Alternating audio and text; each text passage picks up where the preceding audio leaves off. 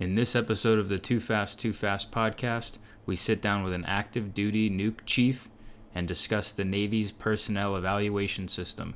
Then we play some mid-watch games. Let's do it. Dive! Code red and 4 compartment middle level. Torpedoes in the water! No, I never have thought I was smart. I thought the people I dealt with were dumb, including you. What's up, gang? We're back for episode 3. We got a new member for this week's special guest, Danny. You going to give us a short introduction before we get into it? Yeah, I'll keep it short and sweet. Dan is what I go by. Active duty for 9 years. I was a staff pickup in New York. And then I went on to my first boat, did a tour there, and I got out of the Navy and worked as a nuclear test engineer at Portsmouth Naval Shipyard. And then I'm the crazy nuke who rejoined the Navy and just finished my second tour. I'm headed on to my third right now. So, all right, just for context, you were on the boat with Joe and I and Mike and Jimmy, who aren't here today, but that's how most of us know each other. So, okay. Amber, what are we talking about to start off episode 3? I think the first question I'll ask is what you guys found most surprising about getting to the submarine, like what you expected versus what reality was. That's such an easy question. I'm sorry. Not necessarily a submarine, Dakota. I don't think you were surface, right? Yeah, no, that's fine. I can answer it as surface. Yeah. I'll go first. Okay, better. Cool. Go ahead, Joe. Duty 100%, because nobody tells you about that shit the entire time you're in training. Everyone will tell you. So tell the people about duty. Yeah. So duty, the coolest thing about the Navy is that once every, on a submarine, either 4 days if you're lucky, 3 if you're and every 2 days if you're really lucky, you don't get to go home and you get to live on the boat. And nobody tells you about that until you show up for like your first duty day and they're like, hey, where's all your shit? And you're like, what are you talking about? I have my uniform on. Like, what are you going to sleep in? What are you talking about? Like, well, you don't get to go home today, so you better find a rack and, there you go. That's your home for the night. That's right. Which may not. And by the way, at the beginning, you're not even there to do anything because you're not qualified. You're just there to stand around like a jackass, trying to get qualified, I guess. But 12 hours, or usually until like midnight, because I'll make you stand the mid watch as an under instructor so you can learn. So yeah, you're not even accomplishing anything. You're just. Yeah, I remember when we were in shipyard. One of our junior guys in our division was his first duty day, and I was on the mid-watch. And so mid-watch would be 6 hours, regular import watch rotation. And I wanted him to stand a mid-watch UI under instruction so that he knew how to do midnight entry logs, all the things that are required for a new day. And then after 3 hours went by, I was like, all right, go get some sleep. You figured it out. That's enough. And then the next morning I was on cruise mess on the barge and I was eating breakfast and he rolled in. And for some reason me and an electrician, Josh, were talking about what's your worst day in the Navy. And so I pulled him in and I was like, yo, Bryce, what's your worst day in the Navy so far? And he goes, honestly, probably last night. that was great. You better get used to that because that was child's play. So much worse. Yeah, it's just like a wake-up call. Like the first time may be a shock, but then once it settles in, it's like, okay, now you have this for like 4 years. Yeah. Huh. Sure. I mean, it is surprising. Let's go next. Kenny, you want to go next? Yeah, sure. Duty, I think, is probably a universal answer, but for me, I think it was, aside from that, just that like children were running things. Like, yeah, I qualified reactor operator when I was 20, and you could do it when you're 19 if you move through fast and join early. And that's the nuke rates, but the forward rates, they're standing critical watches when they're 18 or 19 years old, because most of their schooling is less than a year. And if they join the Navy out of boot camp, I mean, they could be given recommendations for ship's posture and all kinds of stuff, important things, when they are still teenagers, which is wild. That is crazy. Yeah, and that's been like a pretty eye-opening thing as I've kind of worked my way up in the Navy. Is like you see that, but you see good people, which I know with our experience in the past is few and far between. I think in a lot of cases, which is unfortunate. But like a lot of these kids are high performers that underperform most of the time. So when you see that and you look at macroscopically, you see that like these kids it's crazy to think about, like especially when you think about, hey, we're a bunch of 19-year-olds operating a nuclear powered warship. Like that's insane. But when you see it managed properly, it's like it's a pretty incredible thing to see, like realistically. Yeah, and I mean, it was wild for me as someone who was basically a kid still, part of it. I can't imagine the guys that join the Navy when they're 28, 30, and they go and they're literally going to take orders from an LPO who's 21, 22, and like, but to everyone else on the ship, like, yeah, man, you need to listen to him. He knows better than you. Yeah, and we saw that. We know guys that joined, nukes that joined when they were almost 30, and it's like they almost are outsiders because of that. Like, yeah, I know you have life experience and I know you're older and wiser, but not here. You're not. So yeah, you saw that with Desi. Desi was like one of my. That's who comes people. to mind because he was so much older, but like he's not alone. He wasn't realistically. So, Dakota, what do you think? Yeah, just like Kenny said, I mean, I'm going to pick something different, but I didn't actually make it to the fleet until I was 27. And so the 19-year-olds were that much more looking 19 to me. Yeah. But no, I think the strangest thing about finally getting to the ship, finally getting to the fleet was I had been enlisted for 8 years at that point, and I showed up to my first ship as an ensign. And what I was not expecting was like going down the P-way and E2s are like back up against the wall, you know? Normally I feel like it's about like a 50-50 for enlisted people, like who gets to go first, like maybe rank plays into it a little bit, but if it's like 2 E5s or 2 E6s, you guys are just going to kind of figure it out. Whoever gets there like a little bit sooner gets to squeeze through first, you know? But as an officer, even if they're there well ahead of me, they're fucking pushed up against the side waiting for me to go through. Yeah. That is such a huge difference between submarine and surface. Oh, really? Yeah. I mean, E2 would be an exception, of course. I think most people from boot camp would get out of an officer's way, but yeah, if you're squeezing through a passageway and there's a E5 or E6 and an ensign tries to get through, you're going to get run over. Yeah. You know what they say, heavy is the head that wears the butter bars. But then in that same vein, like eating in the wardroom was pretty crazy to me because you sit down,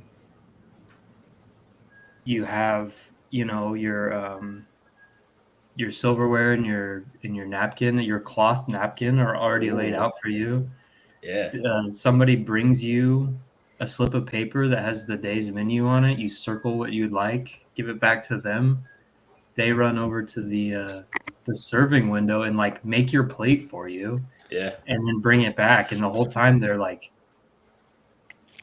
"Thank you, sir. You're welcome." Like, and I'm just like, you guys stop. Like, that's not that different, really.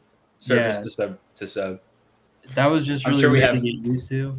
I'm sure we have a smaller menu, but I would like when I got finished eating, I would stand up and pick up my plate and my cup and my silverware and go towards to drop it off in the sink or whatever, you know. And they'd rush up to the table and be like, no, sir, we got it, and take it out of my hands. They didn't want me to have to bust my own dishes, so it took a while to get used to that, and then even Yeah, I never and by the fully end, you're like, Jam boy, get over here and get my dishes. garçon. But no, yeah, it was always really hard to get used to, and I always tried to make it as easy on those guys as I could. You know, getting all He's licking his plate so they don't have to clean so much. So for you, it was being treated as an officer.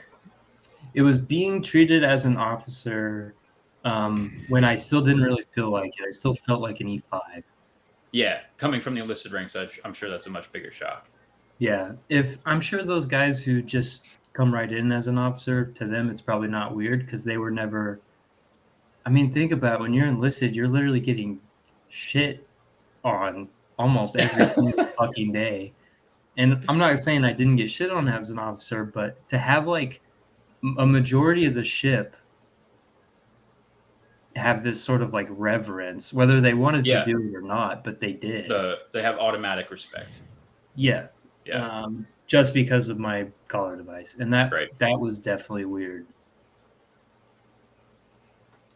Danny? Yeah, I mean, those are pretty good answers.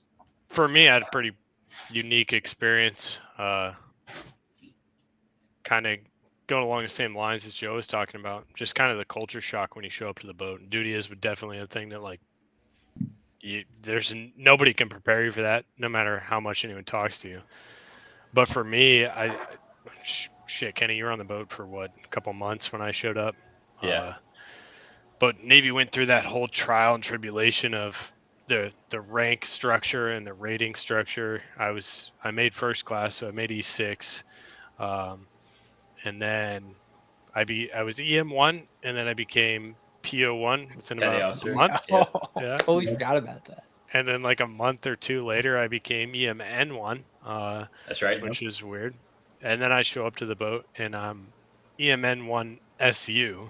Submarine unqualified, right? So for me, when I got there, it was just like, oh, because I'm a first class, guys will like think I know what I'm doing. That's not the case. I remember showing up, and the Navy's definitely changed since then, but it was a ragtag group of guys, and I was definitely you showed up. Yeah, well, you were at a disadvantage too, because you showed up in the wake of like just pieces of shit that were staff pickups that came before you, and you and Clay, and so there was this like mindset among people on the and they're like, these guys suck and they are a burden and they're entitled and blah blah blah. And of course, you guys, both you nor Clay, were that. But yeah, you were at a huge disadvantage. Yeah, so, and that wasn't... what was difficult the second time? So that was you got out and then came back in. So when I came back in, once I got to the boat, that was a real culture shock, because I was no longer like a target of expectation, and that, hey, this spooz thinks he's hot shit, which I didn't think when I was on. Well, I did internally, but I didn't let people know that. But when I showed up to my second boat, it was definitely more of a culture shock than the first time, because I was so shocked by the difference in the two scenarios, where like I'd look across, from the LS who just showed up to the boat to the most senior sonar tech to the most senior ET, and like these are a bunch of guys who like are actually very passionate about their job, but they're not afraid to like have that be seen externally. Where that is interesting, because it is for us, there was a culture of like, oh, do you like this? It was taboo. It was taboo to enjoy it. And I can talk to you guys now, and I see Kenny and Joe and all you guys. It's like, when you look back on it now, do you have a sense of pride in it? And you do, of course, because you got through some. It was just, no matter what it was very difficult. So, well, not only that, but I look back at things that I hated doing with like, oh, that was cool. I'm glad I got to do that. Still recognizing that I hated doing it when it was happening, but yeah, at the time I can't be like, guys, this is fun. I'd be like, shut the fuck up. Yeah. Yeah. And see, that's what's fucking makes me. When I showed up to my second boat, it was just like, hey, this guy's crazy. Because I enjoyed it, and I think that's this weird, like, atmosphere that's created by guys who are struggling. They're like, hey, this shit sucks, so we're gonna Yeah. blame it on the situation, and rather than like try to improve our situation. And what's for me, what's incredibly motivating now, is seeing leadership kind of acknowledge that, like, hey, we've fucked up in the past and we're going to adjust to that. And just, that culture shock that I had from boat 1 to boat 2 was it was definitely eye-opening, that I think the Navy's going the right direction, at least submarine force. So if I could ask, just to kind of like pinpoint it, you're saying that atmosphere kind of came as a result of your higher leadership allowing it to kind of grow from that? I showed up again as a first class here. And I think part of it was that we had good leaders in place, a good captain, a good engineering department master chief. And you saw that empowerment. We want you to be as good as you can at your job and be professional. And I think that changed the mentality of most of the junior guys. So, when you see a really good boat to a really bad boat, we were top 3 to bottom 3. It definitely is an eye opener on what the Navy could be. Right. Yeah. I think it's. Go ahead. I was just going to say, I think it's cool because we've had a lot of discussions on here about leadership specifically and how they don't listen to the younger guys and the new ideas. So it's cool that that's being implemented now, at least where you are. Yeah, I think that's something that's going to be hyper specific, which shouldn't be. It should be broad scope. Everyone's opinion counts. But before we move on, I know that when I asked this question a few weeks ago, one of the things Joe brought up was hot racking, and so I want Joe to explain hot racking. Oh, we didn't explain it? Oh, okay. No, we never went through it. Yeah, okay. So hot racking is this really cool thing where you get to share. It essentially is broken down. 3 people will share 2 racks. And for that, you're probably wondering, well, how does that math add up? Well, the cool thing is, so you have 3 watch teams. You just snuggle. Yeah. So you have 3 watch teams.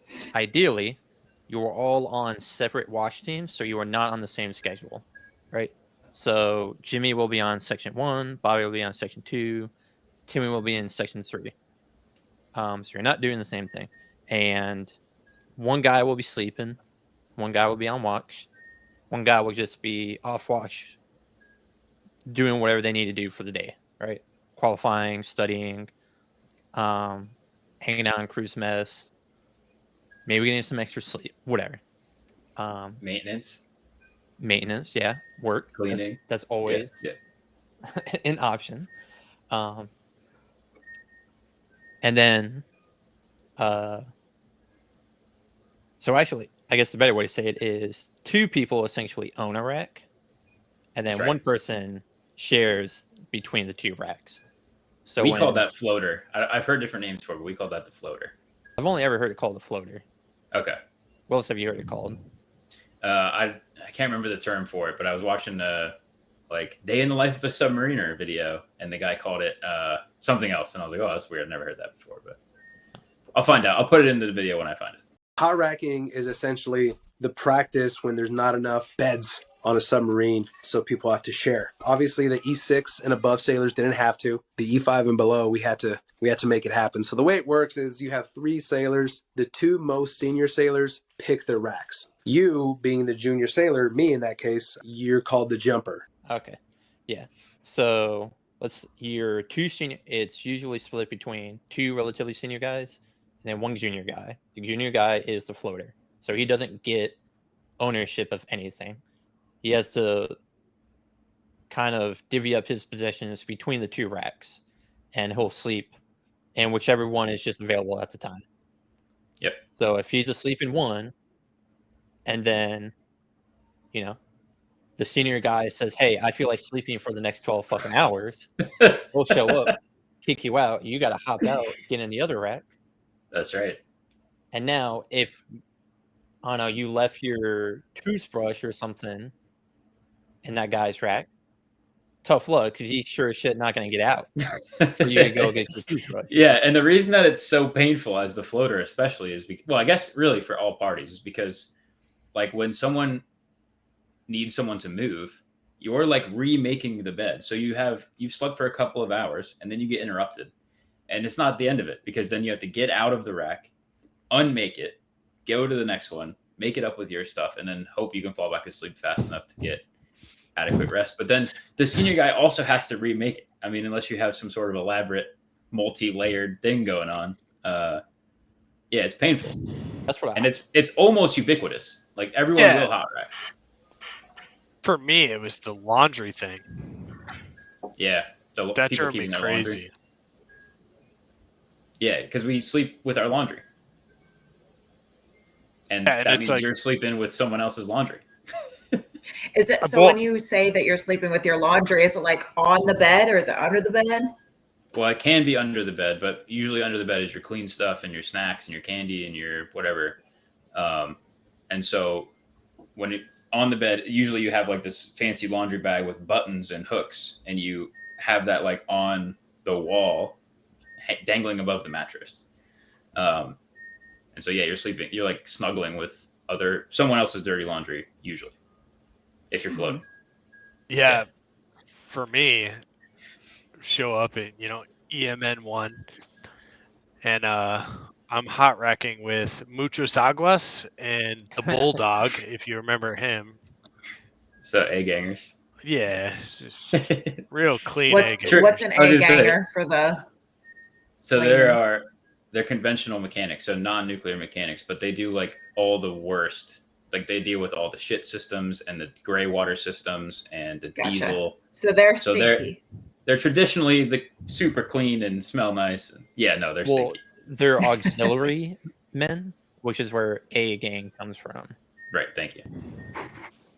Yeah, so luckily those two were actually pretty good, but they were still like I'm the floater as the E6 with the E nothings, because I had just shown up, and it was that was definitely something that shocked me. It was like, oh shit, I guess I'm gonna be sleeping with some dudes today.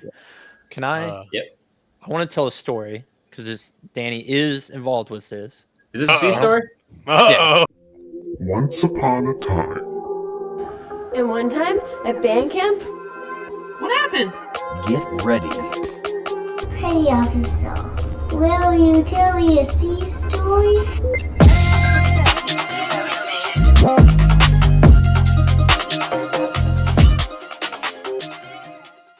Okay, we're stepping up the game. All right. So this was actually my first underway ever. This was when because I didn't go on the underway when y'all did sea trials. Me neither.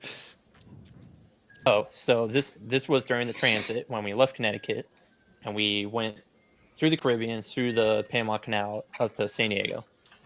So for like that first half, before we got through the canal, me and Charlie were on the drill team. And we were running drills just 24/7. I'm pretty sure you were on the drill team, right, Danny? I probably was. I think you were. Yeah, it was because I was. Yeah, you were. You all made all those dope ass drill props. Yeah. So, and I'm pretty sure this was an oversight, but me and Charlie were half racking. So we were actually two dudes. I was also the birthing bill coordinator. Yeah. That's why you're involved with this. But Danny was getting overworked like hell, and it's like I'm not mad at you or anything. So half racking is like an even worse version of hot racking, except your stuff is. So the reason is because you have less space for stuff, you have half of a rack instead of 2/3 of one or two. So yeah, go on. Yeah. So Charlie and I were half racking, so 2 dudes, 1 rack, but we were on the same schedule. So Right. what that meant was we were supposed to be sleeping at the same time. That's right. So what ended up happening was we would take turns. One of us would sleep in the rack, and then one of us would sleep on the Naga hide covers in the torpedo room because we didn't have a weapons loadout yet. So we had an understanding with the torpedo men. We like told them, like, all right, one of us is going to be sleeping on the covers. Just whenever people start showing up for their on watch meal, wake us up so we can just hop right in line and we'll be good. Dude, that is brutal. Yeah. He really fucked you on that one. All right. So first off, Joe, I didn't know this because I would have remembered that. Might be time for a duel. I had to. I showed up to boat 2, same situation. I'm like, what do I want to do? I want to sleep in the best rack there is, so I'm going to take over berthing meal coordinator. I did the same thing, but the chief of the boat I had, he's still there now, but fucking amazing dude, and he'd tell me when I fucked up, and I'd fix it. And if he didn't, then I made sure that everyone, like who I was assigning a rack to, felt comfortable coming and talking to me, like, hey man, you fucked me. Yeah. Sometimes I'd be like, listen, it's not me, it's the situation, and I will make it up to you, and I promise you I will get it. And I would. On the back end, I'd give him a good deal, which is fake, it's a fantasy, but I would. Well, yeah, now I feel bad. Thanks for making me feel bad. Fucking 7 years later, Joe. We were terrified of you. How was Charlie terrified of me? I was like a sweetheart to that man. That's crazy. You think you were a sweetheart. He was terrified of you. Imagine everybody else I definitely was. Because I definitely had duty with you a few times before. And I was like, Danny is just the angry senior electrician. He's got way too much on his fucking plate right now. So let's just take the initiative. And, like, he doesn't need to make a new bill. Let's see if we can sleep. We'll sleep in a torpedo tube to keep Danny from yelling. Well, no. What that was the downfall of that boat. Is that, like, how many people wanted to qualify supervisor because they saw me getting fucked daily? Yeah. Less. Not many. Way less. Yeah. Yes. Yeah. They're like, that was our logic at the time. We're like, Danny is either 1, not going to care, 2, going to forget, or 3, like, just tell us skip rocks because you're doing so much fucking shit at the time. Because I was, because EDMC was like counting you about like drills and shit. It's like he's got shit on his plate. So we looked at the watch bill. Well, that's like, another thing. Let's just find thing to consider. someone. Another layer of the story is that since Danny was also on drill team, that means that when you were supposed to be sleeping and these problems were happening, Danny was also supposed to be sleeping. Yeah, exactly. Like, was. We never had time. We were running drills 24/7, and then we'd get like 2 hours of sleep, and then get right back up to go brief again. So it was like, there's no time for him to fix this. So we just looked at the rack bills. Like, all right, let's find someone by themselves and just ask if we can hot rack with them. That's the part I remember is you going around like rack shopping. Yeah. So we eventually got other Danny. Please, sir, may I have a bed? Yeah. Mechanic Danny, obviously. Yeah. He was still there then? Yeah. He didn't leave until after we got to San Diego. Oh, wow. Okay. But yeah. And like I said, it wasn't a big deal because, like I said, I knew, like, 1, we don't fucking have time for it, and we don't do shit. So there's no way Danny has time for this shit. So let's just figure it out. Let's just skip the middleman and just fix it. Yeah, that's ultimately what he was gonna do anyway. That's pretty brutal. Yeah, that was a good time. So last week we talked about quality of life. Episode 1 we talked about recruiting. This week I did a deep dive into the Navy personnel evaluation system. And so I got some research to share about that. Let me pull it up here. Put it together in a fancy slideshow. So here we go. Starting in 1968, U.S. Naval Personnel Research Activity publishes a paper called An Analysis of the Navy Enlisted Performance Evaluation System. The key findings from this report and the recommendations where they needed an acceptable distribution of eval marks to be established and enforced, which the Navy did do that and still does that to this day. And then they said the eval form should be redesigned for use with automated data processing equipment, which is, we'll get to, still a problem. So in 1968, the idea was basically like Scantron technology. Like, let's just make it as automated as we can make it. Common occurrences reduce the administrative burden of evals. And then as part of this paper, they interviewed people at instructor commands in San Diego, both staff and students, but the students were all like senior enlisted or officer personnel. And some of their feedback was to require substantiations for all scores. And at that time, the only required narrative was for marks of exceptional. So if you did really well on one of the characteristics, that was the only thing that they required a write-up for, which today you're only required to provide a narrative for a score of 1, which is minimum, or if you have multiple 2s. Those are the only things that require a narrative. In 1968, they said, let's defend every score that we give. They also wanted to add a trait that captured someone's ability to, quote, stand up to a senior when the occasion demands, which I think is really interesting, especially for the good climate back then. But they're like, hey, how do we score these guys that stand up to all these shitty leaders? Let's capture that. That did not come around. And then they said that the initial evaluation should be made at the lowest supervisory level, even if it meant, and they said this exactly, even if it meant an E4 evaluating an E3. And I want to pause there and get feedback on that, because I don't think this is something that has ever happened. What do you think about that point? Ooh.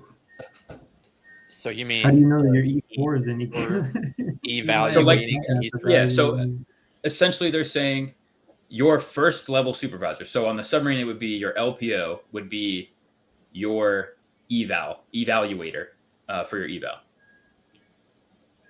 Yeah, so for me, like, it depends. You know, you can't just be like, hey, if you're an E4, you evaluate E3s. But I've had guys who are, you see with electricians, and now it's with ETs too. You're not promoting. Like, if you don't re-enlist, you're not promoting till the end of your tour.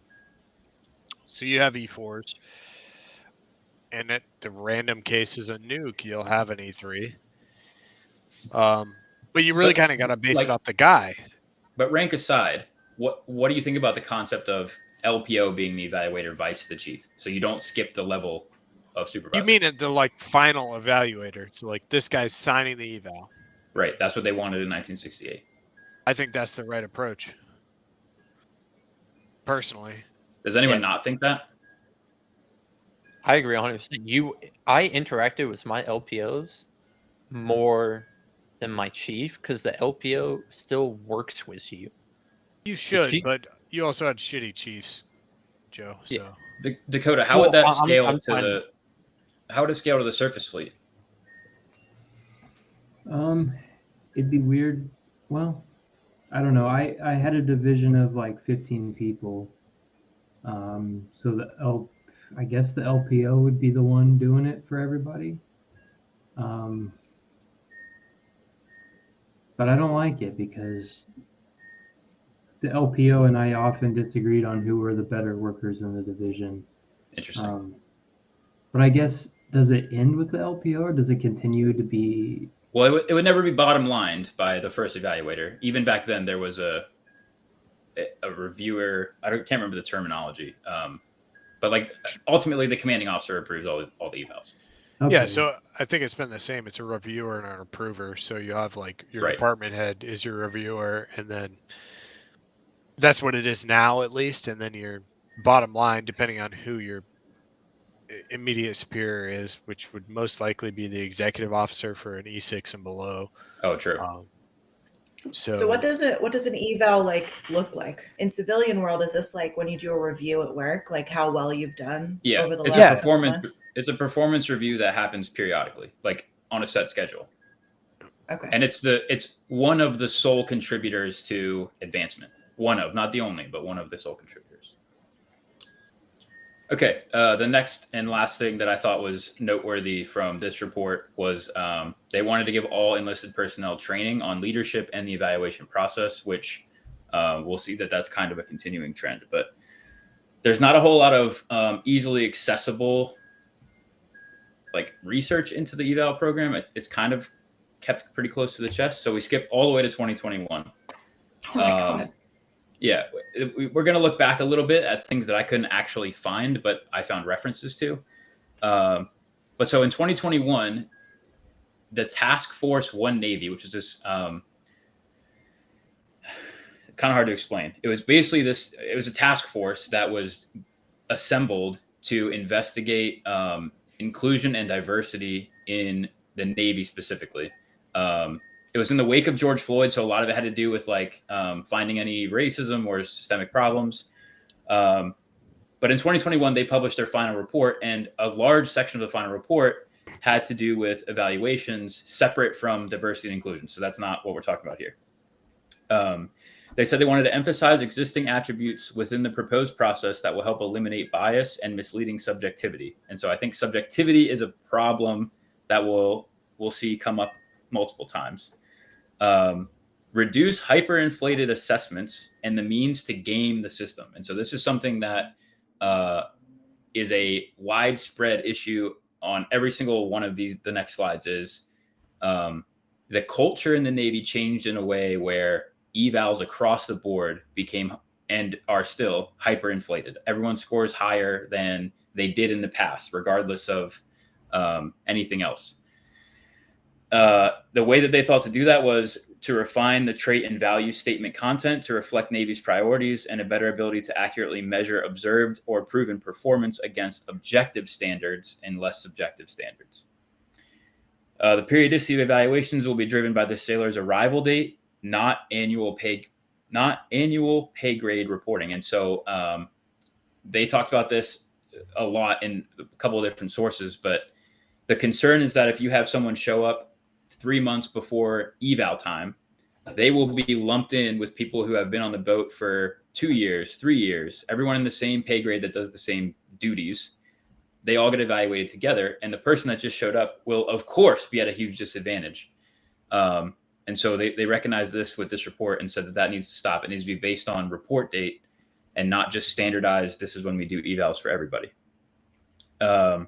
Removal of local force distribution ranking requirements. Evals will be based on objective standards by pay grade and with detailed scoring criteria codified in policy. And so this is sort of a whole other topic, but each command that does evaluations, they know like what their quota is of each group of performance. And so you can have this many like high performers or early promotes, EPs. You can have this many like not quite as good, but still good MPs, which is must promote. And then the rest of them get lumped into the Ps, which is promotable, or if you have problems, SPs, which is problems. And so they said, let's do away with that and make it solely based on the objective standards. And there's no like required distribution of rankings. And then they wanted to reduce rater variance, and they want to do that by formally assessing the evaluators in their performance evaluations. I don't know how they wanted to accomplish that. I think it's not a bad idea. But basically they're saying, hey, if you get evaluated one cycle by person A and the next cycle by person B, there's not enough standardization to know that either one of those things is fair and objective because there's so much variance between evaluators. All evals will require input. Oh, sorry, there's another one. Rating relative to a cumulative average will still be employed, which is interesting. But basically what happens is you get scored on all these criteria, these traits, and then that is averaged. So then you have this score, your eval score, and then that is what is compared across all personnel. That's how you get ranked. They're saying that we're still going to do that. All evals will require input or review from a rater and a senior rater or reviewing officer. And so that in our world, they're saying you wouldn't just be evaluated by your chief now, you would be evaluated separately from whoever your normal evaluator is and someone senior to that, which I think is a okay idea, depending. And then lastly, evaluate and deliver means to provide clearly defined post-board information to broad audiences of eligible and interested candidates, which I have never experienced the downside of this. But Danny, I don't know if you have anything about this, but basically they're saying like give feedback from the boards to everybody. Yeah, so I've actually seen that firsthand, and it's a lot of the reason why I was selected. But the boards now, they used to be like this ultra secretive thing. So the boards are secretive during the process now, but the results and the process in which they go by is now it's handed out. Like you can Google it right now. You go to My Navy HR and you can actually watch videos of what it's like in a selection board. Oh wow! Which is it's transcendent in the fact that in the past it was like from start to finish, and in the forever future is this will be a secret how we do things. Yeah, and I think that feedback was entirely lacking before. Like you didn't get feedback. It was. You were just like shot in the dark, and I experienced that in my first board when I came back. And me and Clay made board that last year we were both in, and we didn't know what we were doing. Like we didn't know what we were trying to portray, like what story we were trying to write. And then for me, when I actually went through the process again, when I came back in, it was like, I'm just going to shotgun as much information as possible. And ironically, it worked for me because over the course of all that excess information, I showed what I like, who I was. It's not like a lot of the shit. They're just like, yeah, we don't care about that. But that being said, I put all the right stuff in, and then, as years pass, dude, they're making that information much more like open to all of us. Yeah. At least you know what you're shooting for. In the past, you had no idea. You're just guessing. Yeah, and I don't think very many of these have been or necessarily will be implemented, but it's good that at least there is a feedback loop for boards. Here's the look back I was talking about. So this is from a report we haven't talked about yet, but they had historical data from 1998 through 2022, which was their report. And there's some key numbers in here. So these are percentages of enlisted and officers who agreed with the questions that were listed here. So the evaluation system ensures best and most qualified officers or sailors get promoted. In 2022, this study, 25% of enlisted personnel and 21% of officers agreed with that. And so, they ran a separate survey on social media. And so I got the total numbers, but overall, it was 21% of enlisted agree that eval ensures best and most qualified sailors get promoted. That's insanely low. 80% of the Navy thinks that it doesn't work. The next one is the FITREP and eval system is fair and accurate. Better numbers there throughout the 2000s, but then in 2022, 24% of enlisted and officers agreed with that statement. That's like concerningly low. And then FITREPs or evals have been processed in a timely manner, consistently good until 2022. And then half of people think that that's not true, which we'll get to that also. But 21% of enlisted people think that the right people get promoted. I would agree. I would be in the no camp, at least back, pre 2021. I would have said no. No, 2024 me would say the same thing. Yeah. Yeah. And you're in a situation too, where you're the one that shows them their eval. This is how you were evaluated. This is the ranking that you got. That happens at the chief level. Yep. And that was, it's still something I struggle with. How do I explain to a guy like, hey, you are superior to this guy who just promoted? How do I explain that to him? And there's not really a good answer, because I think the system itself has a large amount, like there's a lot of improvement that needs to happen to it to where you're actually selecting the guys who are going to improve the Navy as a whole. And like I've experienced it where, and you saw in EDIV on the first boat where like guys got promoted who should not have been promoted. Of course. And, I mean, that's what makes me throw my hat in the no side. Yeah. Dakota, did you ever have to deal with like delivering evals or any part of the ranking process? Yes. And it was after evals came out that our division experienced some of the lowest lows as far as job performance and overall satisfaction, because I had sailors who would be like, why should I even give a shit? I'm just a P sailor. Exactly. You fit what they rank you to. Yep. Exactly. You fit, you perform at what their expectations of you are, or their Yeah, values. this transcends the military, but I've heard in multiple different giant companies, if you tell me how you're going to measure me, I'll tell you how I'm going to perform. If I'm a P sailor in your mind, well, stand by. I'm going to be one. That's how I'm going to act. Yeah. And it was really hard. I think that's person to person, though. Sure. Yeah. There are some people who are going to see that and be like, "Oh, I'm not that. I'm better than that. I'm going to prove it to you." Well, yeah, but here's the thing: is that's what they tell you. They tell you you're not this, and we scored you this anyway. And that's kind of what we're getting to of the root of these eval problems is, hey, you're a P, you're promotable, you're under 2 tiers of people, but we don't actually believe that about you. Yeah, you were scored there for politics or seniority or for that fitness test you failed or whatever the case may be. However they justify it to you, you're not told. You're rarely told, I should say, that this is how we actually feel about you. This is just how we ranked you because of other factors. Yeah. And so it becomes difficult to turn that into motivation because you're like, well, then it doesn't matter what I do. And that's how I felt.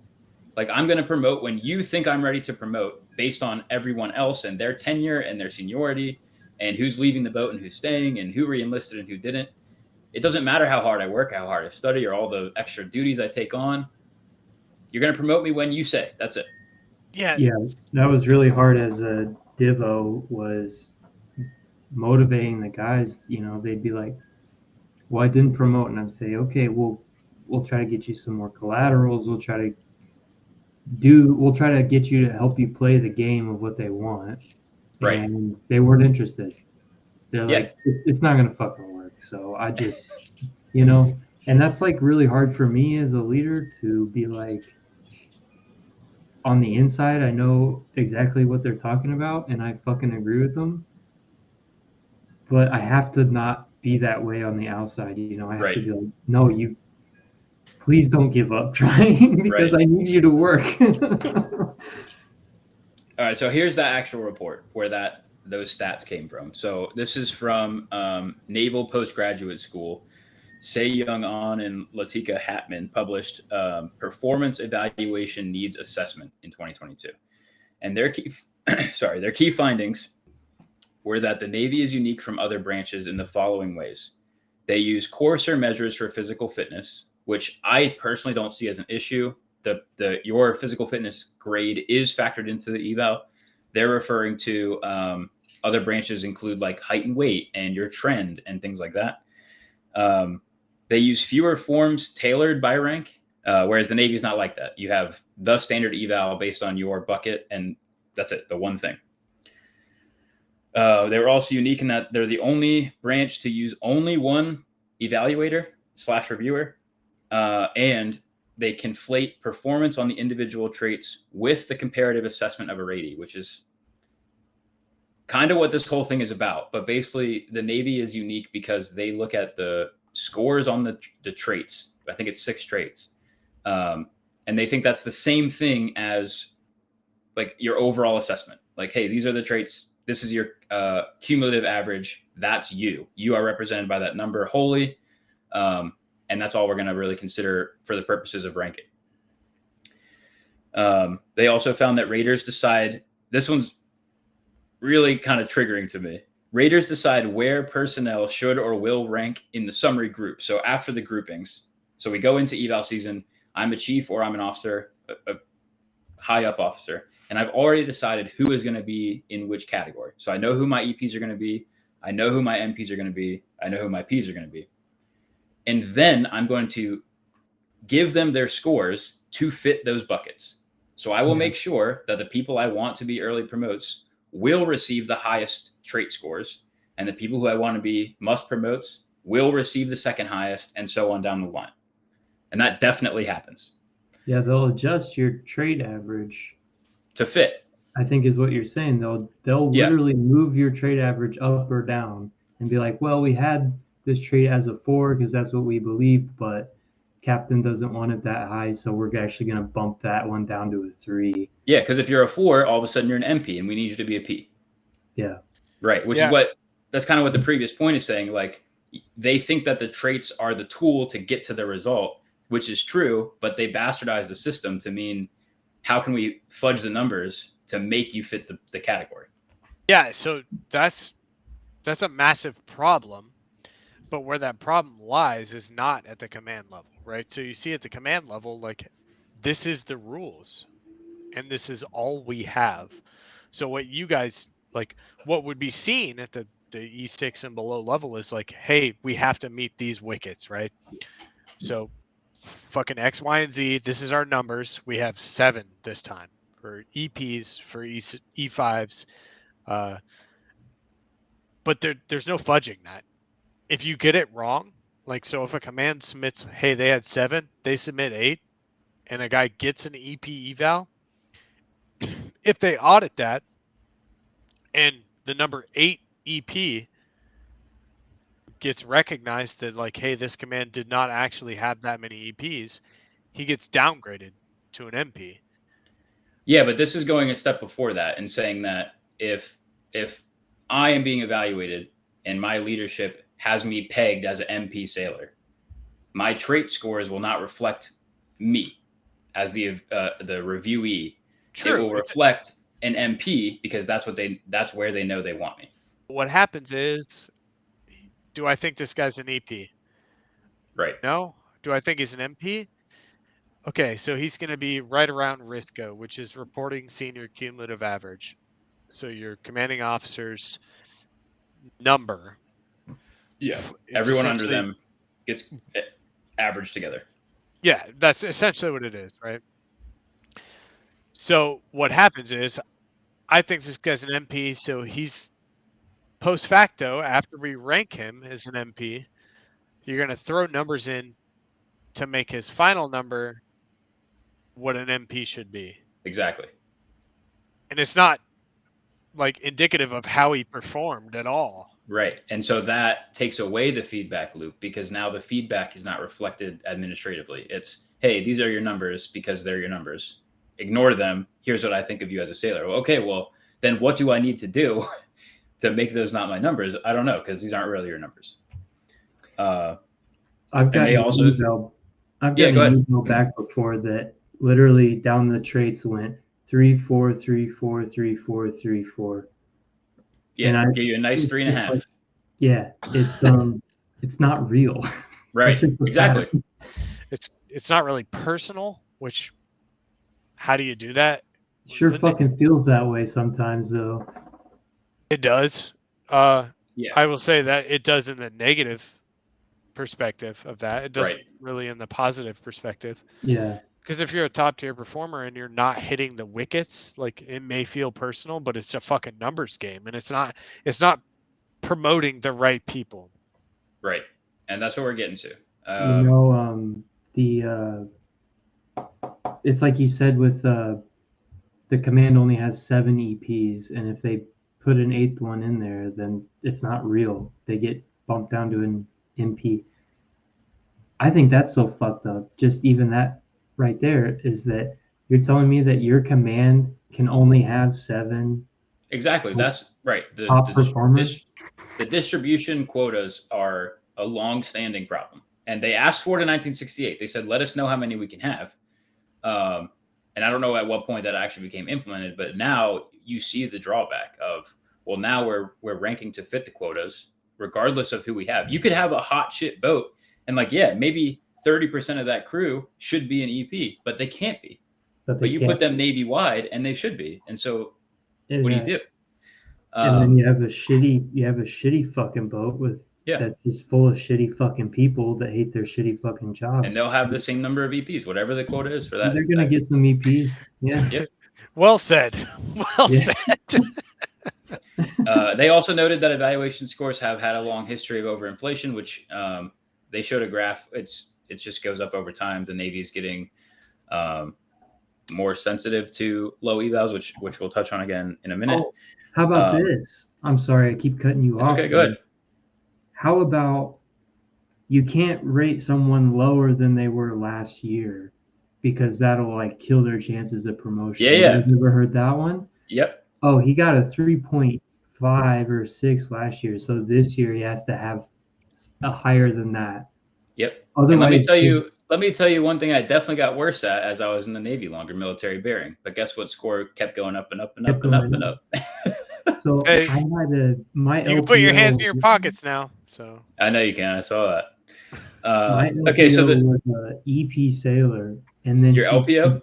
Yeah, and then he completely went off the fucking rails, dude. And we fired him as the LPO, and we put a new LPO in place.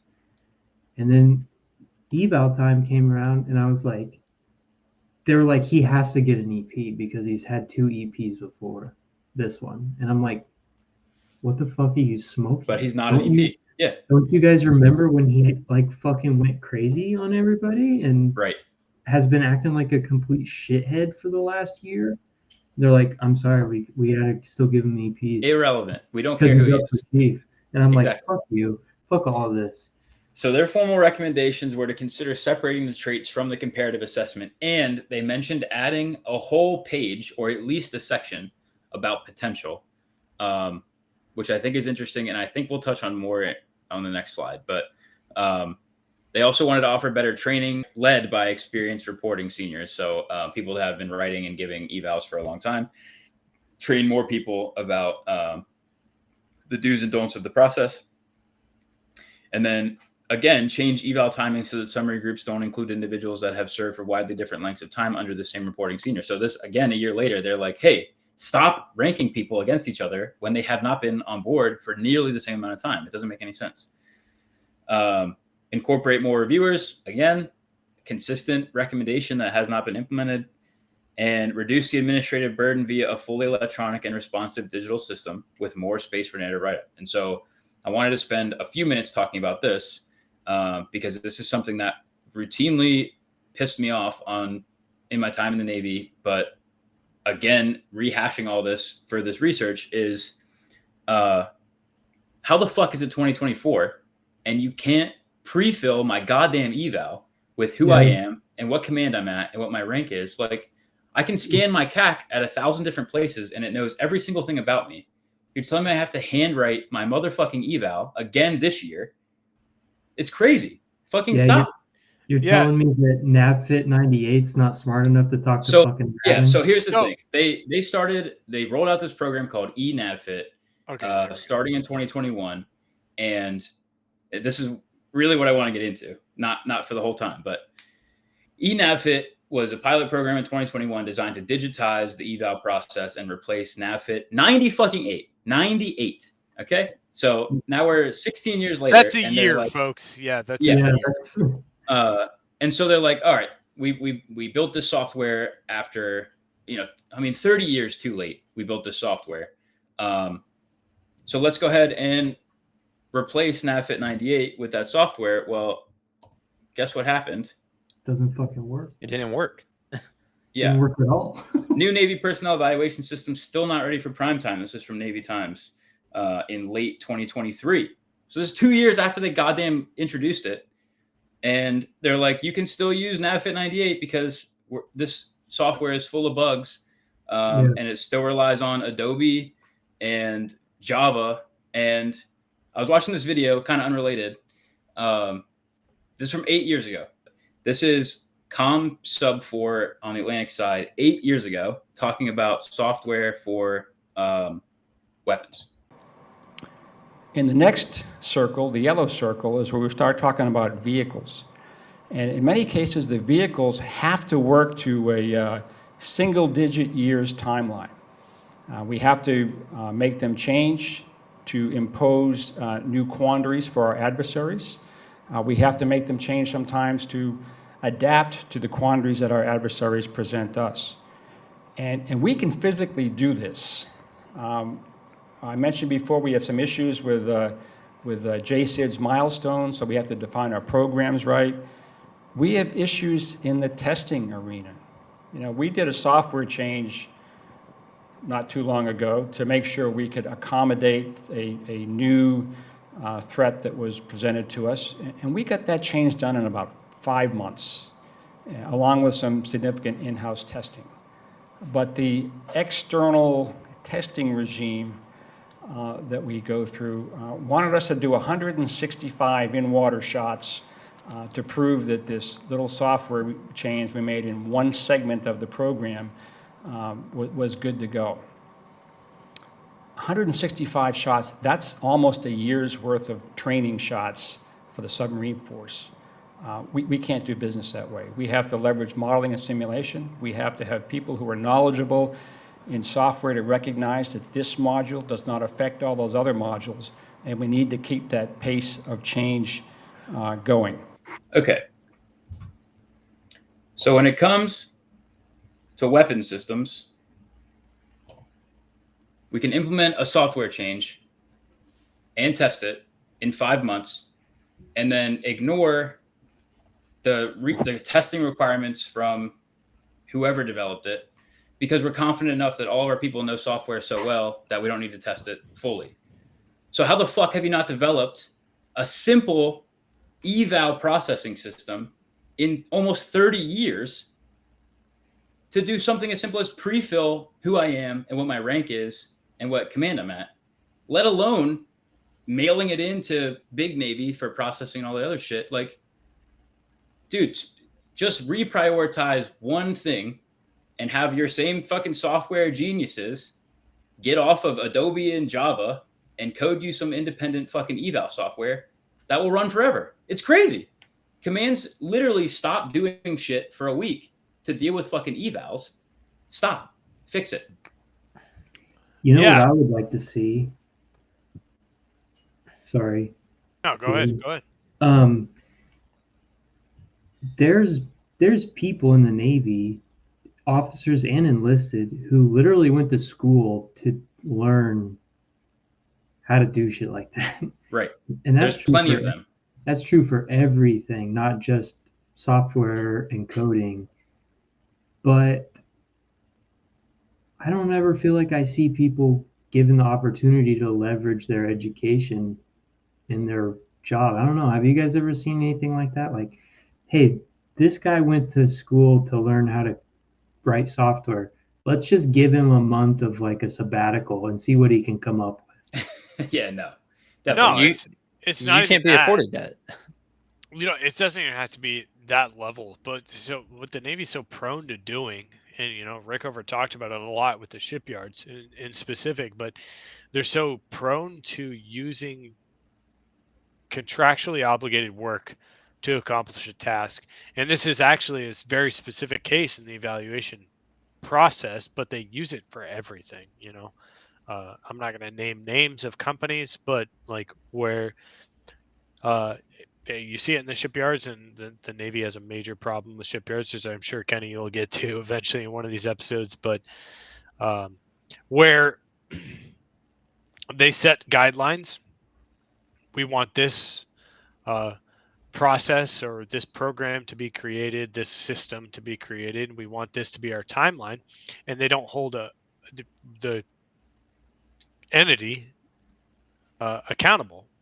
So what happens is they produce either a shit product or a product that's fucking years late that doesn't meet standards, but they accept it because that's all they have now, because that's their only option. They've exhausted the rest.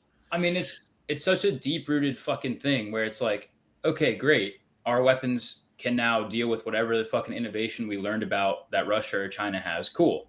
Well, how do you not fix the system that evaluates and promotes the person that's going to be launching those fucking weapons? Like, how do you not spend a little bit of effort to make sure that you are evaluating properly and promoting the right people because they are the ones that have to actually execute the fucking mission. Cool, the weapons are great.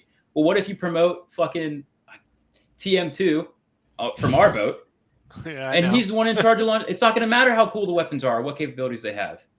Yeah. Well, how did he get promoted? Oh, well, we mailed it. We mailed in everybody else's eval too late, and the Scantron fucking glitched. Dude, fuck off. Fix it. Yeah. So I see that to be a pretty big issue. But another thing that I see, especially when the Navy does reports like that, I'm gonna walk a pretty tight rope here. But they'll put out programs, and they'll talk of the success of the program, but their control group is an individual unit that they hand selected because of but even in this high case, performance. In this case, even individual units didn't go well. True, and this is 2 years later. It's irrelevant, but even if they use multiple data points on this, and I'll tell you now that ENAVFIT exists, but the submarine force seldom uses it. What they use is a PDF file to entirely hand jam everything into it. They're not using the actual ENAVFIT program because it's incompatible. Right, exactly. So, and realistically, if you look at like the PP LAN and like on a surface ship, like incompatible. Right. And what happens is we just like accept this dog shit program, and we're going to continue to utilize it because that's what we have. Yeah, we spent who knows how much fucking way too much money to develop this piece of shit. Now we have to use it. So I will tell you that there's page 1 and 2, which you guys have seen in your eval reports. Page 3 and 4 are fucking it's filled with phenomenal information. Right. That's not used. Page 1 and 2 are uploaded into a member service record, and here's the information you have. Page 3 and 4, which are filled with like great questionnaire questions, like what's this guy actually do? Not just here's 18 lines to tell us exactly everything this guy's ever done in his fucking career, but like, hey, you have unlimited characters, fill this box. Like, what's this guy do? Does he do volunteer service? What's he do in qualifications? And they mentioned that in that last point, which is like, hey, not only make this thing digital and electronic, but like give us more space for the narrative write-up, because it should be, I mean, you should have pay for a little bit of cloud storage, and I will fill it with the entire history of Navy evals, no problem. I mean, it's crazy. It fucking exists. That's what the problem is. It's there. Right. The Navy just doesn't utilize it right now. And I like the goal is hopefully we do utilize it in the future. I mean, yeah, eventually ENAVFIT will take off, but 5 months for a weapon, we're at 2 years plus for ENAVFIT, and I mean, I don't know the percentage, but I would guess less than 30% of the Navy is using it, which is... It's way less than that. Well, if you go back to the article you have pulled up, it's as of December 1st of last year, 2023, it was 17% of all submitted evals Navy-wide used NavFit. Oh, no, sorry. Did I pass it? Are you on Navy time? Sorry, we might be on a different. It has the one I have. I'm sure. Can you go back somewhere up? This has the exact same title, but it's not the same. There it is. As of December 1, just 17.7% of all performance appraisals received by the command in 2023 were creating NavFit. Yeah, so 73,000 out of 415,000. Yeah, so you do the math on that. You're not only including active components, but reserve components too. True. So the reserve components had it first. Right, and they're probably realistically more capable of using it. Right. I'll say, I don't know about you guys. I was in the Navy for 6 years before I even knew NavFit existed, because we never did it. Right. Right. So when I showed up to shore duty, and then 6 months later, come eval time, my chief's like, all right, I mean, log into NavFit and make your eval. I'm like, the technological advancement when it comes to administration and personnel management is such a fucking spit in the face on the side of the Navy, but probably DOD. Like, I mean, I cannot even get into how much money I was fucked out of because of like clerical errors in like manually sending off one piece of correspondence at a time and waiting for it to come back. Like, build a system, take care of the people, and develop some shit. You see those Yeah, nightmares. I mean, the first time. Go ahead, I was going to say, the first time we lived in San Diego, we were asking people for help to even buy groceries. We couldn't afford our rent. And we were in San Diego. At that point, we were married. I was an E5, and I had Star re-enlisted, and I saw none of that. It's crazy. Until after we left. Yeah. So here's some more. I'm just going to like rapid fire through these. This is from the same report. Other ideas. These are just kind of one-offs from interviewees. Rate or community-specific evaluations. Replace P, MP, and EP with a system where reporting seniors write a letter to the board with the promotion recommendations. Curb over inflation by the following. Emphasize in training honest evaluation processes. Add a potential section like in the Army, Marines, and Coast Guard, which all have it. Use the Marine Corps' Christmas tree grouping system after individual traits are graded. And so the Marine Corps, they do the individual ranks or ratings for the traits. And then they identify, here's the top 1%, here's the top 5%, here's the top 25%, top 50. And then the tree trunk of the Christmas tree is your lowest performers, another bottom 5 or bottom 1. Add a block on the evaluation form to capture topics discussed during midterm counseling, which would be awesome. I don't know if we really ever did midterm counseling, but it would allow someone else to be held accountable for failures in like promotability. Like, what did you talk to them about? How did they progress? Because really, you didn't talk to them about shit because you didn't do midterm counseling. Okay, and then things that they rejected and other notes. There was an idea presented by the authors of this paper, and I don't know why they pushed for this, but they asked every interviewee, would you want the eval form to periodically change to align with the CNO, the current CNO's priorities? And it was almost unanimously rejected, which I think is interesting. We can talk about it if we want. And then there's 2 quotes that I pulled. There's a culture of fear of ending a sailor's career if there's any non-positive element in the evaluations, which is sort of what Dakota mentioned. Like, even our worst sailors have to have borderline glowing evals because we don't know, or we're fearful of the long-term consequences of that negative comment or trait evaluation. And the next one is you can't say anything negative, which forces them, being the promotion boards, to read between the lines. And Danny, this is what you were getting at, which is like reviewers and evaluators know what to say to actually convey the message they want, but they refuse to actually just say it. And then the last point, 18% of enlisted personnel and 31% of officers agree that the evaluation process as is ensures the best and fully qualified are promoted, which was in that visual before.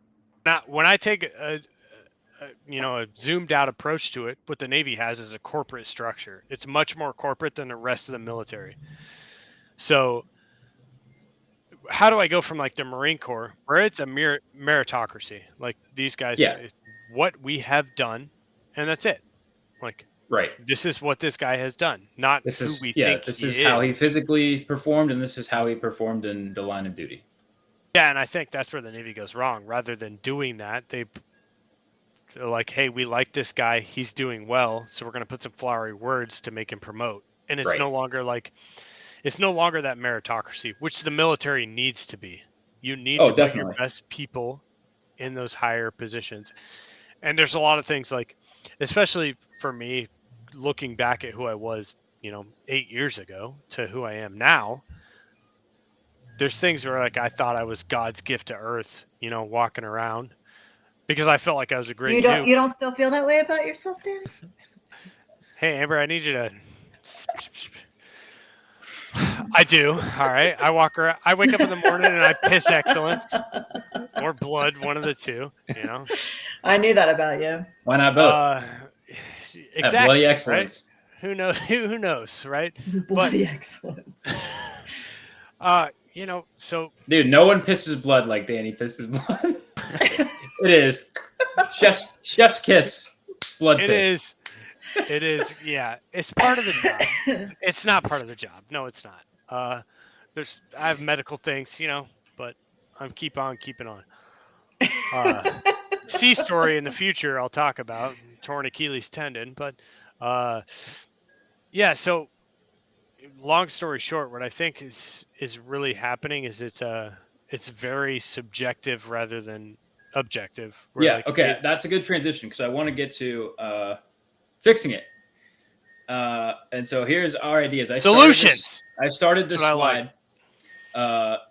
And so CNO for a day, what changes about evaluations? And I put down some stuff, my thoughts. I know this table is probably hard to read for you guys, but I captured E1 to E7 evals from 1968, the trait blocks, and then current E1 to E6, as well as chief evals, and then FITREPs, which is for officers. But so here's my idea to start the conversation is prioritize development of electronic evaluation program, stop using Adobe and Java. I think I kind of fucking already got on that high horse. And then the individual traits you've gotten off. The individual traits, in my opinion, need something. They need weighting or removal or modification. So this chart, the yellow highlighted traits on E1 to E6 chief evals and FITREPs are unique to the Navy and one other branch of the military. The red traits are unique to only the Navy. And so when it comes to the chief level, loyalty is a trait that only the Navy has on their eval.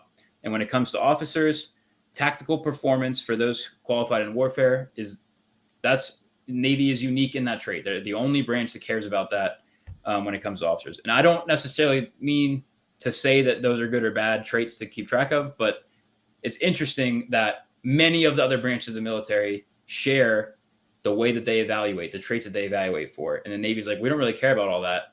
We need to know that our chiefs are loyal. Like, fucking, what are you talking about? And then, so I think that needs to be worked somehow. We can talk about it. I have always believed this, and I was pretty vocal about this on the boat. I think that the evaluation process needs to start bottom up, and that should be weighted at least as heavily, maximum as heavily as top down. So as a subordinate, I should be evaluating my superior and vice versa. And then you get evaluated cumulatively based on what your subordinates think of your leadership and what your leaders think of your subordination. And then the last one I came up with was add some form of objective statistics by which to rank sailors less subjectively. Anything, something like actual PRT scores or exam scores or time to qualify, something that you can say, this is a fact. This is tangibly how they performed versus everybody else, instead of just, I think that they look good in uniform. And so those are my thoughts. Open it up. Happy to hear what you guys think about my ideas and whatever ideas you have collectively. And we'll get the shit straightened out, and the CNO can just have this for free, I think. So, but let's hear. What do you guys think? Joe, what are your initial thoughts? I mean, I'll say first and foremost, I was never in a leadership position to have to look from the other side other than a reviewee, right? So I guess I kind of have a limited scope in that regard. Yeah, but that perspective is crucial. That's the one that's being evaluated. I will say, I don't want to hem in on too many small details, but y'all know my relationship with my chief, the one that I had the longest. It was a very, we'll say. Are you talking about the sexual side of your relationship or the other side? Both. Kidding. You don't have to report that, right, Joe? I don't give a fuck. It was just Jimmy. It's fine. Yeah. But no, I mean, everybody knew. Everybody knew we did not have a great relationship. We both understood where we stood with each other. We did not get along in any way, shape, or form. But that sentiment was spread throughout the whole division. Of course. I was just the most vocal about it. That's not unique. I mean, yeah. That's how it goes. That's what I'm saying. Yeah. So, and that's what I'm trying to say is viewing it as, at the time, a very disgruntled E5 who knew I was never going to make rank under this guy. Sure. Like, we had an understanding. I would never be anything more than a P sailor under this guy. So what do you think could be implemented as a some kind of fix for that situation? That situation is not rare. Like, hey, my chief has it out for me. I'm not going to advance. What could be implemented? I like the idea of a bottom up eval because it kind of circulates feedback amongst everything, top down, Right. bottom up. So I guess there's always going to be I that guess there's always a fear of like reprisal. If like, oh, if Mike Chief knows, we all Yeah, fucking it would kill have him. it would have to be anonymous. It would have to be. But you gotta meet in the middle ground somehow, like, because as of right now, there's always going to be a disconnect between E1s to E6s to E7 because it's inherently built into how the Navy operates. You like once you make that jump from 6 to 7 and you put gold stuff, you have to have a different mentality because you're in a leadership position. But it goes beyond that, in that you're not just in a leadership position, you're in like a different fucking club. Yeah, you are in a different club. Yeah. So being able to provide feedback on that, what are you saying? Yeah, okay, okay. Cool. Okay, I agree. Dakota? I thought about a couple of things while y'all were talking. The first thing I was thinking was like the reprisal thing. And then I know that having it be anonymous is like kind of along the lines of how to fix that. But honestly, I don't even think that's enough because I'm picturing in my head my chief from when I was a Divo. If my division could have ranked him, they all would have trashed the fuck out of him, right? So there's no way that he doesn't know that everybody in the division hates him. He may not know exactly who said what, but he definitely knows that not a single fucking person thinks he's a good leader. Good. That's what I'm saying. Like that someone needs to that has to happen. Bad leaders have to be made aware that they're bad leaders, and their leaders don't see that. Not always. So I think that translates into civilian world too. It does. I think you're right, Amber. And I'll. I'm not necessarily counter this point, but what I'm saying is companies have bottom-up evaluation. This is not like something I invented.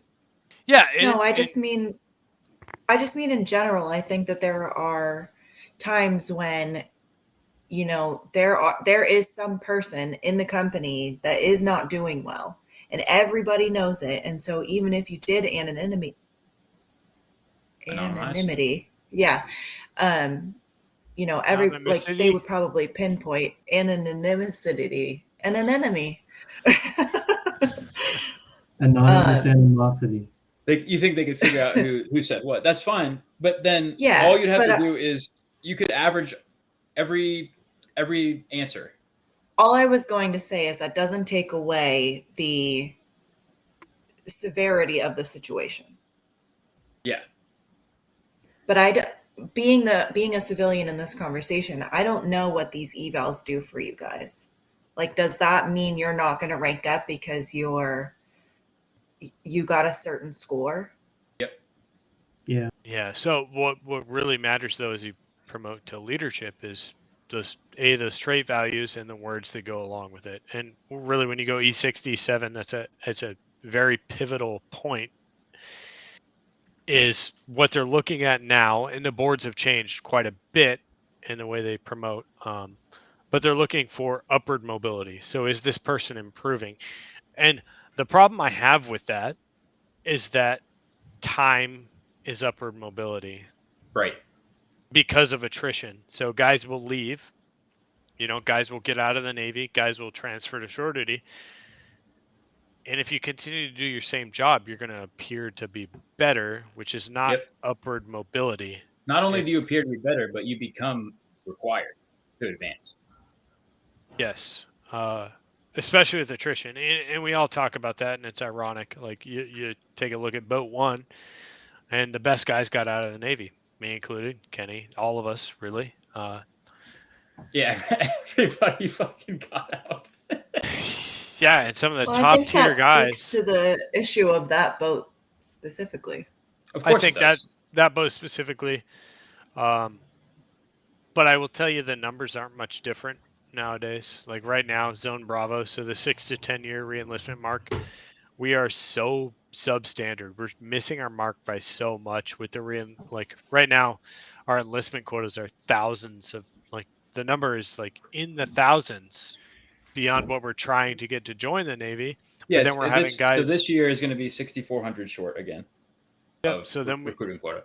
That's total Navy, right? Total Navy. Yeah, I mean, look, in 2018 there was a study that Nav Force One, whatever they were called, that same team, they cited a study from 2018 that said 90% of people that got out of the Navy cited poor leadership. And so the thing is, how do you get the right people in leadership positions? Joe, on your point, like for me, it's difficult as a leader because like I'm not necessarily trying to make the guy happy, and that's a hard thing to come to terms with. Like, but like immediate satisfaction is not my goal. What I want is, and I tell my guys this, and you know, for me, it's a weird scenario getting out of the Navy and coming back in, but I want them to be successful no matter what the fuck they do. If they want to get out of the Navy in 6 months. Let me ask this to the group, and this is something that the company I went to work for after the Navy is very adamant about, and that is the mindset that if you're comfortable where you are, then we want you where you are. And the Navy does not have that. You are not allowed to be comfortable where you are. If you're an E5, you need to be striving to be an E6. If you're an E6, you need to be striving to make chief. Officers, same deal. And so I question, is that the right mindset? Should the Navy pivot, especially with higher tenure gone, should the Navy pivot to be, hey, what do you want out of this? Do you want to be a valve turner for your career? If the answer is yes, then fucking maybe leave that guy alone.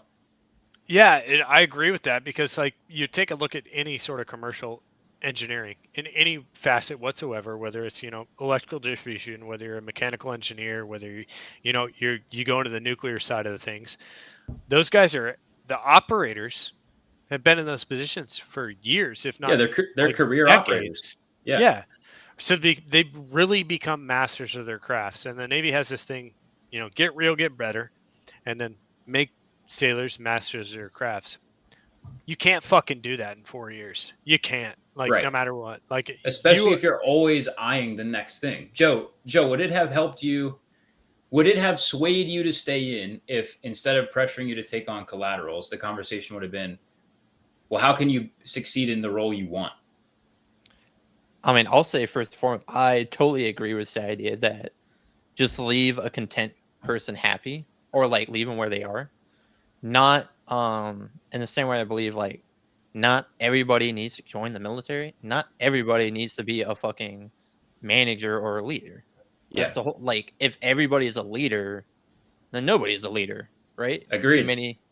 Too many chefs. How many right? How many quarterbacks do you need in the huddle? Yeah. 11. One guy. You're all going to be a quarterback someday. Yeah, you need two. And that's not. Yeah. To be fair, that's not realistic in the real world. You're not going to come out of military life and be like, oh, I'm going to advance, and then I'm going to advance again, and then I'm going to advance again, and then I'm going to advance again.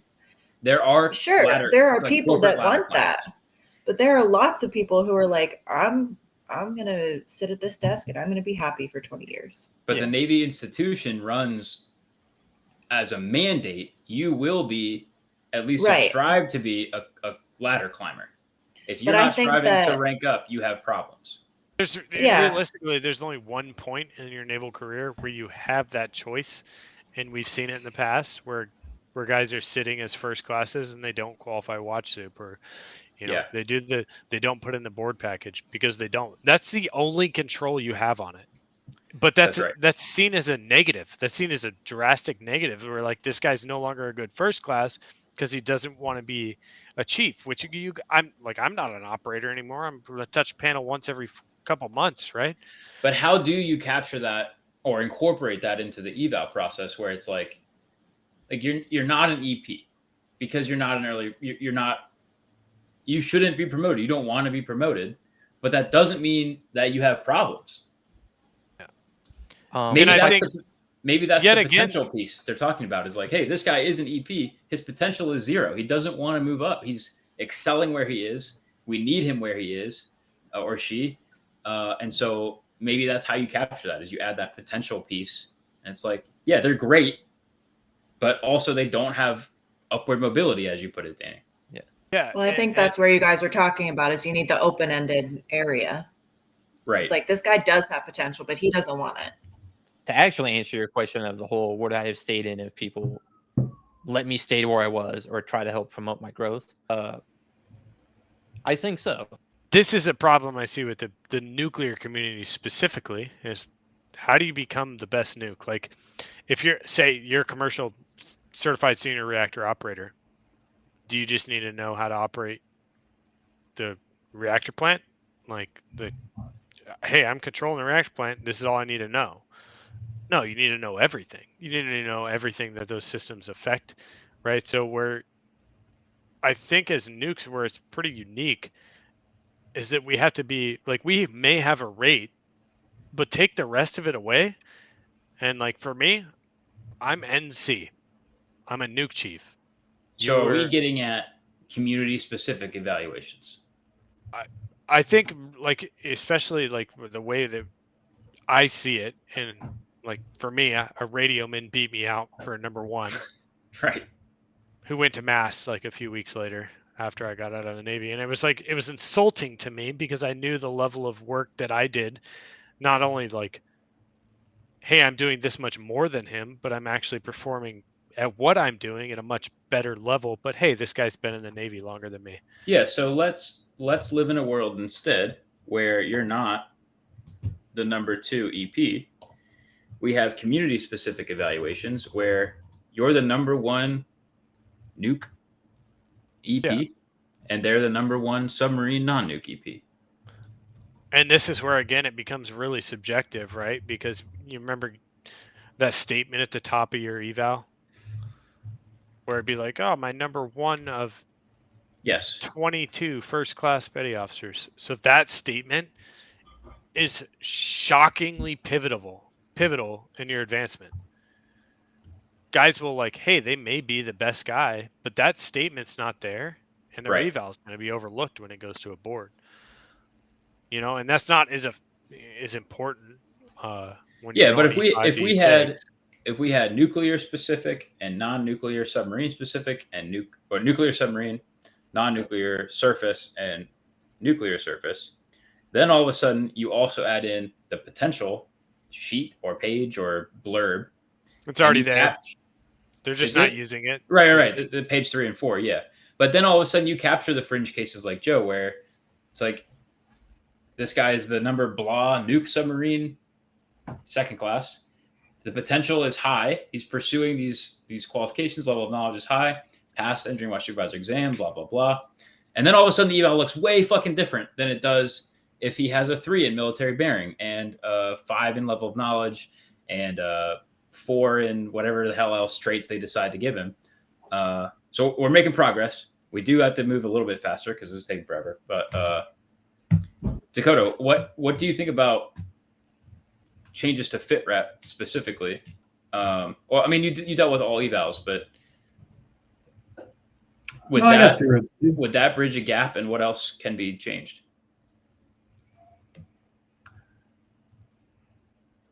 Would what bridge a gap? Like those two. I mean, we talk about bottom up and maybe evaluating the traits, but specifically like having community specific evaluations that capture potential, let's call it, or upward mobility or whatever keyword tricky phrase they want to label it with. Would something similar be useful for FITREPs? And do you think that would help with the enlisted side evals? You know, I definitely like what we were talking about earlier with letting folks stay where they are. I've been saying that for years, that when you force people to promote, you lose people you shouldn't be. So if we are going to let the people stay at the rank they're at and not promote, what if we start ranking them on, okay, they've been an E5 mechanic for 8 years, so they're great at it by now. Right. But now they're also like really good at the other shit too. Yeah. And not only are they a leader in their own division, junior sailors, but they have so much experience, so much, time and experience. I think I said experience twice, that they can help the other divisions too. And that's a form of leadership in itself. At the rank that they're at, they can help with training. They can help fill in watch bills, that kind of stuff. I don't know. I'm just you guys kind of see what I'm getting at here. Because I had ITs be like, yeah, I know kind of how to do what the ETs are doing, but it doesn't really matter because I'm not gonna fucking do it. It's not my job. Yeah, right. And I'm like, motherfucker, if we go to war and all the ETs die, I would really prefer that you knew how to fucking do it, even though it's not your job. You know what I mean? Yeah. But then, like, do you advance them? Do they want to be advanced? No. Then no. What about on the officer side? Just in general. Like, is the FITREP process? The FITREP process seems to be better. I mean, more officers think that it's doing the right thing, advancing the right people. It's still a low percentage, but it's more. I don't think I've spent enough time to be able to tell for sure, because the first basically 6 years of your career as an officer, your FITREPs don't even fucking matter. Right. You're automatic a lieutenant junior grade at 2 years. You're automatic a lieutenant at 4 years. And then there's at least some time happening between then and when you're eligible for 04. So, okay, it's not that your FITREPs don't matter, because if you had a terrible fucking FITREP, then obviously, but what matters more in that period of time isn't how you scored, it's what jobs did you do. I could say it this way: it's not really your traits; it's about your path or your blurb, right? Oh, he was So then I think we all agree that the narrative should be expanded and maybe even exclusive. Yeah. Like, tell us about this person. Yeah. And capture these things if you can: military bearing, deck plate leadership, professional knowledge, war fighting capabilities, whatever. Capture those in your blurb, but tell us about that person outside of these hard-coded 6 or 7 traits that we decided almost exclusively to the rest of the military we care about. Yeah. Yeah, and I think one of the problems with that, and it goes back to the same thing, is like all of these things are incredibly subjective. When we live, especially in the nuclear community, we're a reference-based society, and there's not, like, for me, when I go write an eval, I know how to put the right words in for the guys that I want to promote. But realistically, like the references I'm using for like the verbiage of what an eval looks like were probably written around 1968. Right. So, like, how have we advanced? We haven't. That's what I try to point out years. with that table of, like, even the traits in 1968 are almost exactly what they are now. The professional performance, military behavior, military appearance, adaptability, leadership, and supervisor ability. So, look, you can say that, well, we want the same traits in a leader or in people that we advance. Now, 60 years later, fine, if that's what you think. But I would bet that they wouldn't say that. I would bet that they would say that there's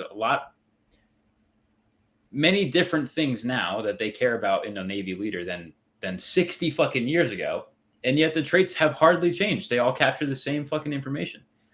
And so either get rid of them or expand them or change them.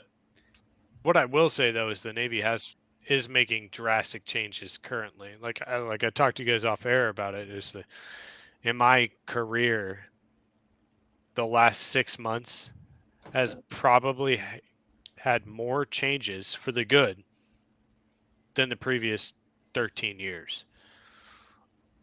Which is, for me, like, I'm seeing this stuff, like the sailors at the deck plate aren't really seeing it yet.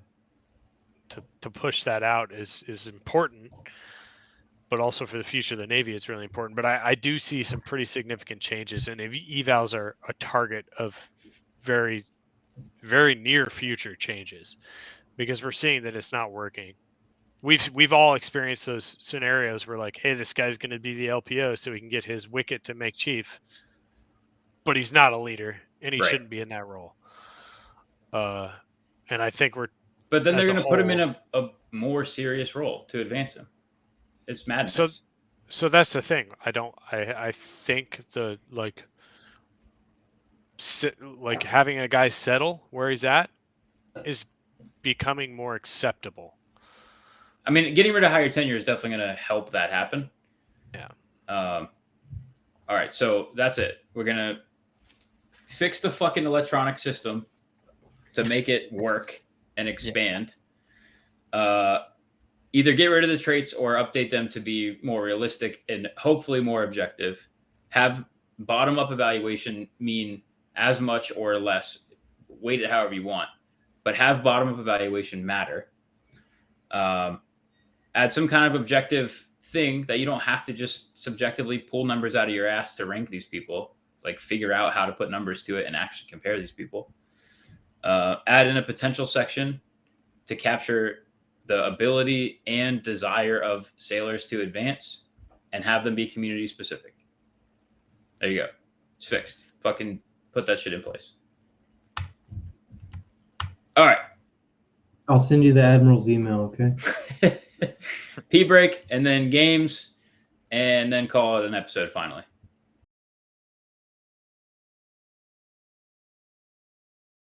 All right, that was our last break, hopefully. Now we're ready to play some games, lighten the mood a little bit.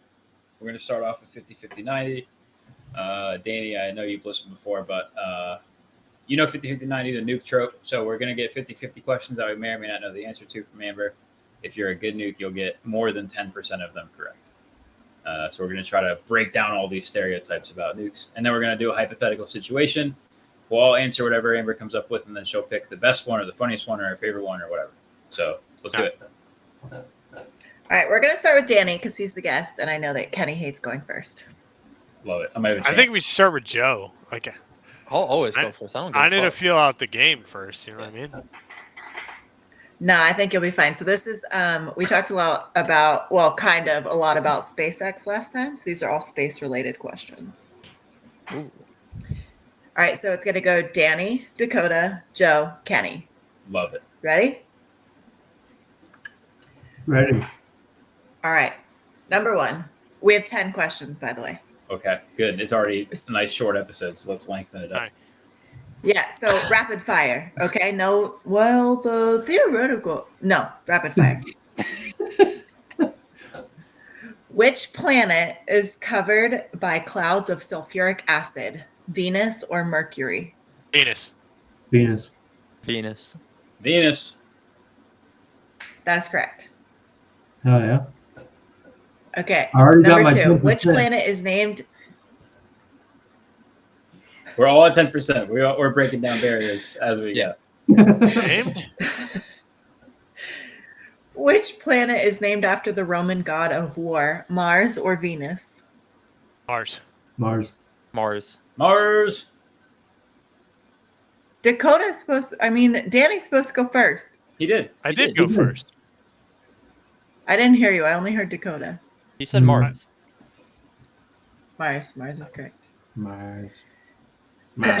Which It's like planet Slumdog Millionaire. Which planet has a day that lasts 8 months? Mercury or Venus? Oh boy. Now Mercury.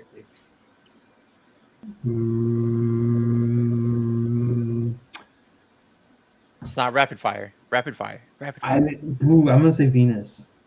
Mercury. Venus. It's Venus. Shit. Hell yeah. Mercury's day is 88 days. That's slow spin, dog. That's slow spin. Nerds. How many U.S. space shuttles are there? 4 or 5? Oh my god. 5. 5. 4. There's 4. Well, are we counting the the Challenger? This is the Challenger? Oh, that's not a No. That was just a low altitude shuttle. very low. Very, very low altitude. Yeah, see, I was counting that one. All right. All right, number 5. Which is the largest planet in our solar system, Jupiter or Saturn? Jupiter. Jupiter. Jupiter. Jupiter's. Sun, Mercury, Uranus, water planets. Boys go to Jupiter. He said Jupiter. Yes. That doesn't count. Water It's not a planet. real planet. Okay, number 6. Which planet is the densest, Earth or Mars? Densest? Earth. Or just between the two? Densest. Iron core. Okay, I heard Danny. Did you go? Danny went. Dakota? I'm gonna go Earth. Earth. Mars. It's Earth. Fuck yeah, Kenny, you're back with us, plebes. Yeah, Mars is like all rock. I figured it'll all sink. Earth. I think Earth's the only iron core planet. We got an iron core, baby. I have an iron core. Reason weak. Iron core. The small Number confetti officer 7. himself. Number 7. Which planet has the great red spot, Mars or Jupiter? Jupiter. Jupiter. I'm skipping you, Danny. That's Jupiter. how confident I am. Jupiter. Yeah, me too. Mercury, Uranus, water planets. It's a 200 years Jupiter. storm. Jupiter. Joe didn't say anything, so he doesn't count. I say Jupiter. He did. He did. All right, number 8. Which planet is named after the sky god who was father of the Titans? Venus or Uranus? Uranus. Uranus. Uranus. Uranus. Yes, that's correct. Okay, number 9. Who was the... Uranus? No. Yes. Our. Yours Our specifically. Our anus. Our anus, comrade. One crew, one screw, dude.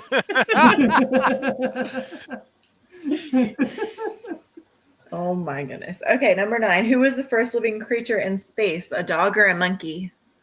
A dog. Dog. Dog. Dog. That's correct.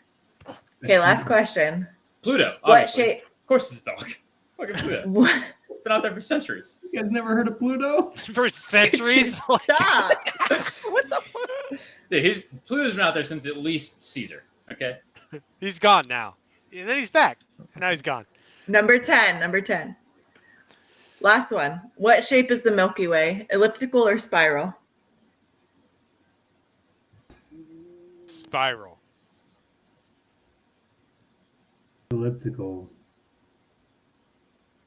Spiral. Well, when I pull my Milky Way apart, it depends how slowly I pull it. Like caramel. It's a spiral. It is a spiral. Damn. I think All right. Dakota lost this one. I don't know. We'll Yeah, find go out in all post. in. He'll have whoever lost will have the slow, drippy red numbers of shame. Good job, everybody. If you aren't that person. It's you, Dakota. You lost.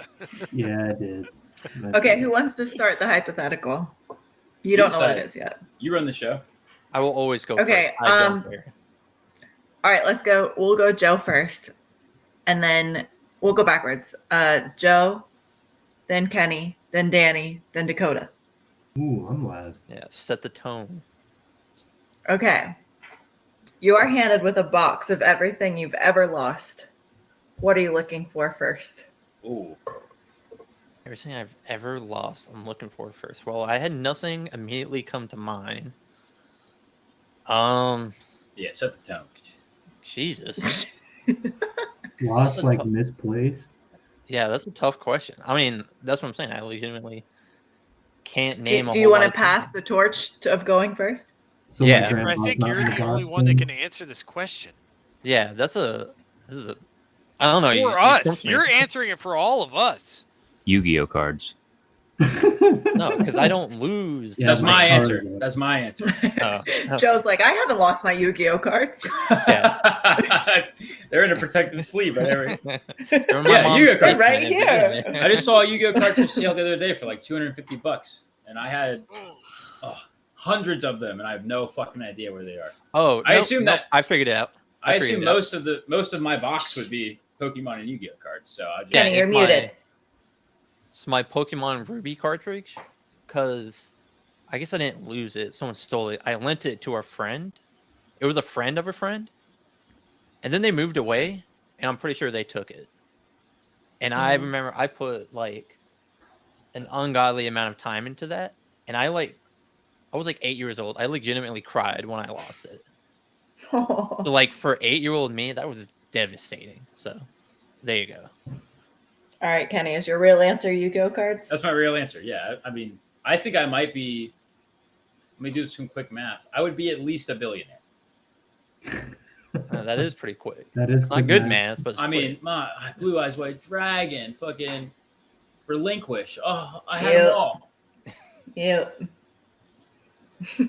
Danny, you're up. I've lost so many things.